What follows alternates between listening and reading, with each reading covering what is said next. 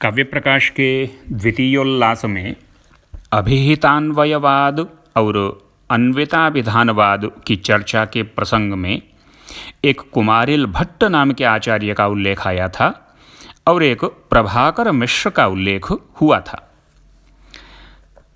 वस्तुतः अभिहितान्वयवादी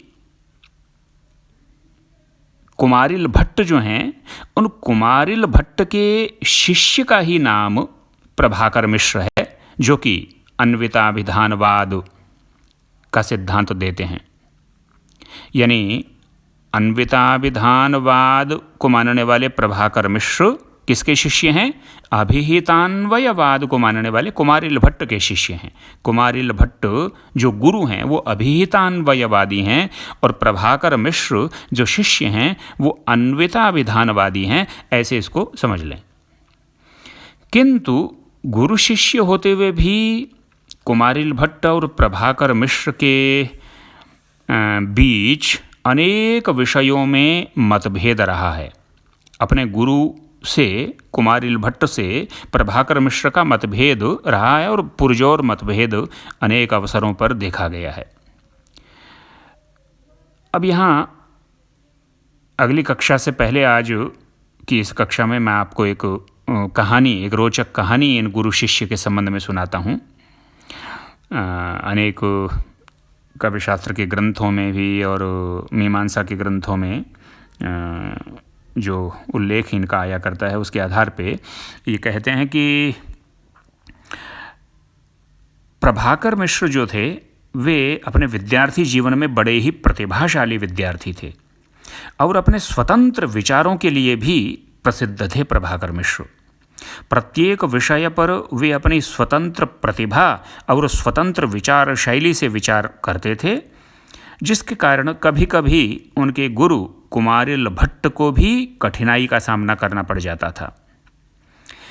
एक समय की बात है, कुछ विद्वानों में आतिवाहिक पिंड के सिद्धांत पर विवाद छिड़ गया। आतिवाहिक पिंड का अभिप्राय मृत्यु के बाद दिए जाने वाले पिंड से है। यह एक कर्मकांड होता है। एक पक्ष इस कर्मकांड का समर्थन करता था। कुमारिल भट्ट के शिष्यों में से एक पक्ष ऐसा था जो आतिवाहिक पिंड का समर्थन करता था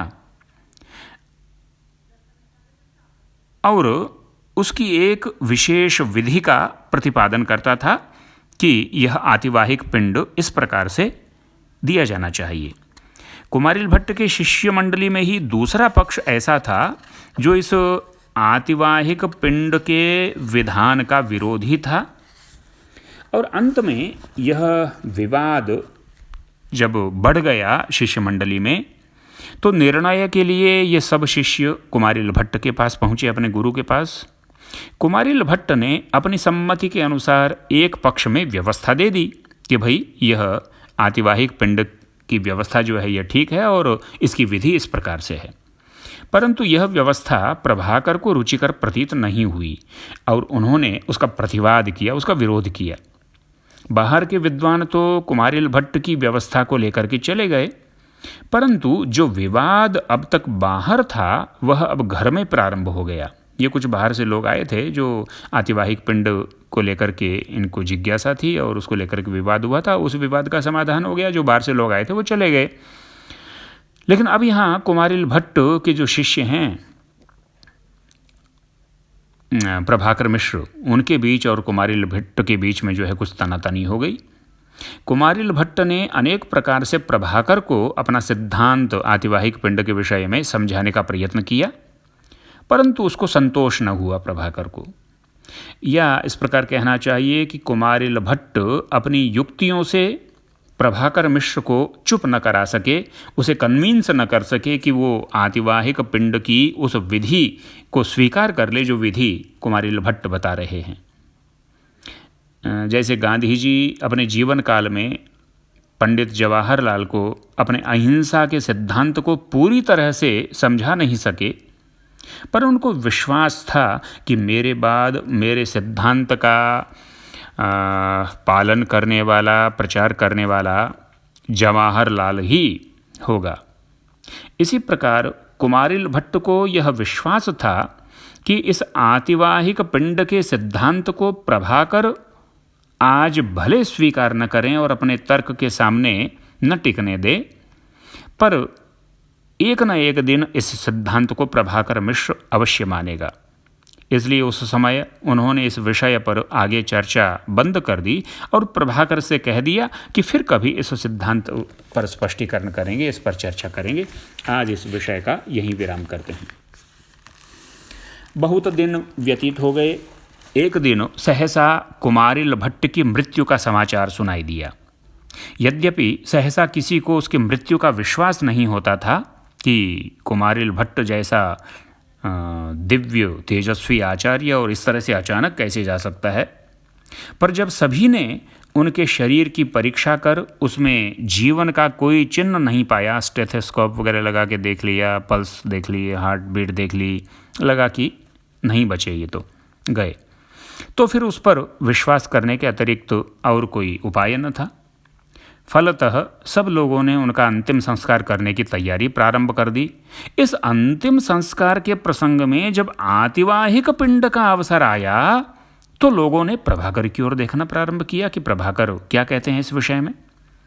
परंतु उस समय प्रभाकर ने, सभी को लगता था कि प्रभाकर निश्चित रूप से आतिवाहिक पिंड का विरोध करेंगे, क्योंकि तो जीवन भर विरोध करते रहे, कुमारिल भट्ट के रहते हुए जब विरोध करते रहे तो अब कैसे स्वीकार कर लेंगे। परंतु उस समय प्रभाकर ने बिना किसी संकोच के कुमारिल भट्ट की व्यवस्था के अनुसार ही सारी प्रक्रिया करवाई और सारी कार्यवाही पूर्ण हो जाने के बाद मृतक यान कि उठाए जाने का जब समय उपस्थित हुआ, जब अर्थी को उठाए जाने की बात आई, तो कुमारिल भट्ट के शरीर में कुछ चेतना का संचार सा प्रतीत हुआ सबको, और धीरे धीरे सबने देखा कि कुमारिल भट्ट उठ करके बैठ गए, जैसे सो करके उठे हों। उठने के बाद सब लोगों में प्रसन्नता की लहर दौड़ गई, सब बड़े खुश हुए। और इसी बीच में क्या हुआ, इस बीच जो हुआ था, यानी कुमारिल भट्ट के इस सो कॉल्ड देहांत के पश्चात और उनकी इस निद्रा के टूटने के पश्चात के बीच में जो हुआ था, इस सब का समाचार कुमारिल भट्ट को सुनाया गया। और उस प्रसंग में जब उनको, कुमारिल भट्ट को यह बताया गया कि आज प्रभाकर ने आपके आतिवाहिक पिंड संबंधी सिद्धांत को ही मान्य ठहराया था, तब उनको भी बड़ी प्रसन्नता हुई कुमारिल भट्ट को सुन करके। और उन्होंने प्रभाकर को संबोधित करके कहा, प्रभाकर जितमस्माभिः, कि है प्रभाकर, हमने तुम्हें जीत लिया है, हमने तुम्हें पराजित कर दिया है, हम विजयी रहे। कहो प्रभाकर, हम जीते कि नहीं?